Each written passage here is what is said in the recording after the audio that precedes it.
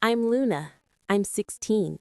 People think I'm the quiet girl who lives in her hood and keeps her head in books, but my life is anything but ordinary. I move through the day like I'm tiptoeing along a thin line, half hiding, half longing, and guarding a secret with everything I've got. We just relocated to a tiny town called Whispering Pines, tucked deep inside a forest. My mom, Celine, called it a fresh start, but I could read the nerves in her eyes. She was always scanning corners, like shadows might leap out at us. "Lay low, protect your secret," she'd whisper, as if the trees themselves were listening. About that secret, every night when the moon climbs the sky, I slip into the woods and change. I become a unicorn, my coat a soft shimmer of white, my horn glowing like distilled moonlight. Under those branches, I'm free. I'm magic. I run until the wind feels like another heartbeat. Then morning comes and I'm just Luna again, the girl who avoids mirrors, ducks under a hood, and tries not to be noticed. I hovered at the edges at school, never settling into any group. Making friends was risky. Getting close to someone would put me and them in danger. So I kept my distance and lived a double life that was thrilling and exhausting in equal measure. Then there was Jasper. He's the guy with the sketchbook glued to his hands, always drawing, always watching in that soft, intense way. There's something different about his eyes, like he sees past surfaces. Ever since I arrived, I could feel his attention on me, a knot of curiosity and something I couldn't name. One afternoon, he cornered me at my locker. "Hey, Luna, you always wear that hood. Is there a reason?" I shrugged, trying to sound casual. "I like it. Keeps me warm." He lifted an eyebrow, not buying it. "There's more, isn't there? You're always hiding." I let out a nervous laugh. Says the guy who draws all day. "What about you?" He flipped his sketchbook open. A unicorn filled the page, detailed, luminous, alive. My stomach dropped. "I found strange tracks in the snow the other night. I did some reading. Maybe, just maybe, there are unicorns out there." I held my face still while panic prickled under my skin. "Unicorns aren't real, Jasper." He looked straight at me, curiosity sparking. What if they are real? What if there's magic we haven't admitted to yet? I forced a small smile that felt like it might crack. "Maybe, but I wouldn't worry about it." He didn't let it go. Over the next few days, Jasper kept circling back with gentle questions. Nothing rude, nothing overt, just persistent enough to press against the truth I couldn't let surface. I told myself to ignore him, but every question landed too close. The next day, on my way to the bookshop for a new journal, I froze in a doorway. 3 men and 2 women stepped out of a black SUV, all in matching black suits and ties. I slipped deeper into the shadows and edged closer. They were talking to Sheriff Marty Luca, introducing themselves as some government unit of environmental researchers. But their gear, sleek sensors, humming tech, the way they scanned the tree line said otherwise. They were hunting for something, and every instinct said that something was me. That night, I told Mom about the strangers. Her anxiety spiked like a siren. She climbed a chair, dragged down an old hat box, and pulled a battered photo album from behind it. Fingers trembling, she flipped to a yellowed newspaper clipping. The faces in the grainy photo were the same people I'd seen that afternoon. "Luna," she whispered, "we have to be extra careful. The OSS is here." My brow furrowed. "Who are they?" Her hand settled on my shoulders, gripped tight. "Office of Supernatural Sightings. They track magical beings. If they discover what you are, they'll take you. You must stay hidden." "I need the woods, Mom," I said, the plea slipping out before I could stop it. "It's the only time I can breathe." Tears brightened her eyes.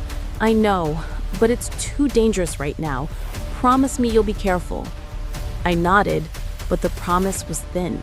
The pull of the forest was stronger than rules or fear. That night I went anyway. The air felt charged. The OSS had set up more than eyes. There were sensors, quiet patrols, subtle traps strung through the underbrush. I moved carefully, but in one panicked leap, a few strands of my mane snagged on a branch. I didn't notice until it was too late. By morning, Jasper was sketching beneath the pines and found them. He held the strands in sunlight, watching them glint like star threads. Later, he intercepted me in the hallway, excitement and caution warring in his face. "Luna, look!" He lifted the shimmering hairs, and they flashed with an energy that didn't belong to this world. "They're different." I tried to laugh. "Magic? That's a stretch." His gaze didn't waver. He searched my face like he could read the truth behind my eyes. "Something's up. You've been different." Anxiety surged. "I don't know what you're talking about." He exhaled, frustration edged with kindness. "I'm not trying to pry. I just want to understand. Are you hiding something?" I teetered on the edge of telling him, loneliness tugging one way, fear yanking the other, when Mom appeared, took my arm, and pulled me aside. "The OSS is tightening the net. They're setting traps. They've got trackers. They're asking everyone questions." Her fear sharpened to decision. "We have to leave town, now." I crossed my arms. "I'm done running. I want to stay." She glanced past me at Jasper. "You can't throw away your safety for a boy." "You don't understand," I said, heat in my voice. "Jasper is my friend. I trust him." She scoffed, turned away, and left me standing there, heart pounding. I found Jasper again and took a breath that felt like stepping off a cliff. "There's something you don't know," I said, throat tight. I didn't think anyone could understand. We slipped into an empty classroom, door closed, blinds drawn. "I'm not like everyone else," I said, hands shaking. I'm a unicorn." As the words left me, a soft glow unfurled under my skin. Light gathered at my forehead, and slowly, a horn of moonlit radiance emerged. The room filled with a quiet, otherworldly shine. Jasper's face softened in stunned wonder. He reached out and with trembling fingers touched the light. "I knew there was something magical about you," he whispered. "Thank you for trusting me." His smile widened, eyes damp with awe. "You're beautiful, Luna. All of you." In the days that followed, we became a team. We mapped the forest, marked the pressure points where the OSS had planted sensors, and designed detours. Jasper's drawings turned into decoys and misdirections. My magic became the finishing thread that stitched illusions into the earth. The more time we spent together, the more something unspoken grew between us. Comfort, care, a steadfast promise neither of us said out loud.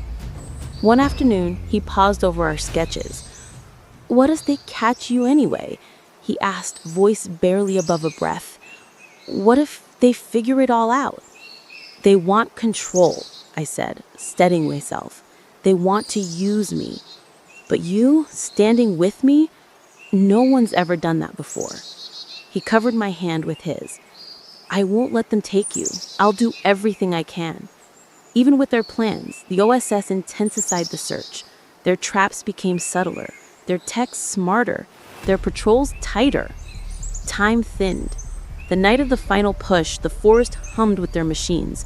Mom's worry became a storm. She paced. Second-guessed, she wrung her hands. Jasper arrived with a set jaw and a bag of tools. "One last chance," he said. "If we can convince them the unicorn left town, they'll pull back." We worked through the dark hours. Jasper painted hoofprints that would fool more than human eyes, layering them with powdered charcoal and mica to catch the moon like real magic. I wove illusions through the undergrowth, echoes and after-images that drifted just out of reach. We laid false trails, looped lines that crossed and folded until the forest became a maze. By dawn, frustration rippled through the OSS teams. Their gear pinged ghost paths. Their trackers led them in circles. One by one, trucks grumbled to life, boxes snapped shut, cables coiled. The hunt receded. Jasper turned to me, searching my face. You okay? Tears burned my eyes, brimming with relief. I'm grateful, I said, voice shaking. For you. He smiled, but there was a weight in it. I do it again, every time. You deserve to be free. As their taillights vanished beyond the trees, a quiet settled over whispering pines that I hadn't felt since we arrived. The secret felt lighter on my shoulders, not gone, but shared. And sharing changed everything. Mom's fear loosened day by day, though we both knew the OSS could return. The town knit itself back together, slow and careful. By day, I was still Luna, the girl on the hood with a book in her lap. By night, I reclaimed the woods. Jasper and I kept our meetings private, letting friendship root deep and strong. He learned the rhythms of my two halves. I learned I didn't have to carry them alone. One evening, as moonlight dappled the path, Jasper asked, "What do you want from the future?"